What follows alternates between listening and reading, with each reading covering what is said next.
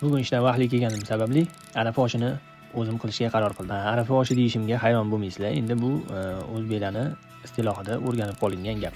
Arafa deb aslida Qurbon hayitdan bir kun oldingi kunni aytilgani bilan, lekin hamma so'zda arafa so'zini ishlatishga o'rganib qolganmiz. Misol uchun, juma arafasida yoki bir nima arafasida deb gapirishga o'zbek xalqi qon-qonigacha singib ketgan. Shuning uchun xabar bo'lmaysizlar. Arafa oshini qilishga kirishib ketdim. Xullas, sabzilarni to'rab oldim, yaxshilab. Piyozlarni to'radim, keyin go'shtini tuzlab oldim. Oshga karika go'shti solishni ma'qul deb topdim. Chunki karikadan qozon kabob ham osh ham mazali chiqadi.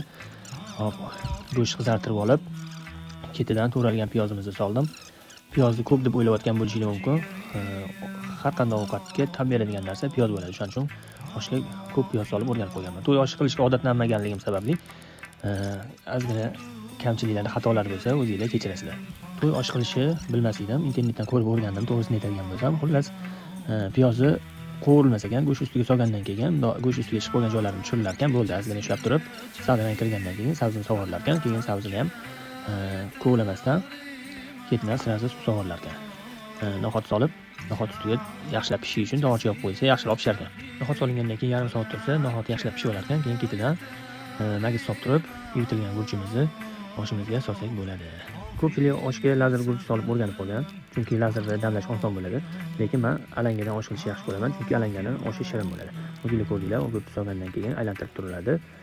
Har doimgidek keyin dimlashga harakat qilib, gurch yetilgandan keyin dimlab olsak bo'ladi. O'shoda olov balandlik qilganligi uchun tez-tez suvni gurch yeb qo'yaverdi. Shuning uchun ozgina bir marta suv solishga to'g'ri keldi. Gurchimiz yaxshi yetilishi uchun gurchni tez-tez aylantirib turamiz, chunki bir yog'i yetilib, bir yog'i yetilmay qolishi mumkin. Gurch yarim oq, yarim qizil bo'lib qoladi. Shuning uchun tez-tez aylantirib turamiz. Keyin ham o'rtalarini tushirib, ozgina suv berib olamiz, chunki o'sha olov balandlik qilgani uchun tez bo'lib ketishdan qo'rqdim oshni. Shuning uchun ozgina suv berib olamiz, keyin oshni dimlab olsak ham bo'ladi. Shu tariqa oshimiz 20 minut, 25 minut turadi. Olovni ham baland qo'ymaymiz, o'zingizlar ko'rib turibsizlar. Yo'layotganda olov pastroq bo'ladi. Mana oradan 25 minut o'tdi. Oshimiz ham pishdi, xudo xolasa. Endi buni yaxshilab aralashtirib, go'shtlarni oldin olamiz.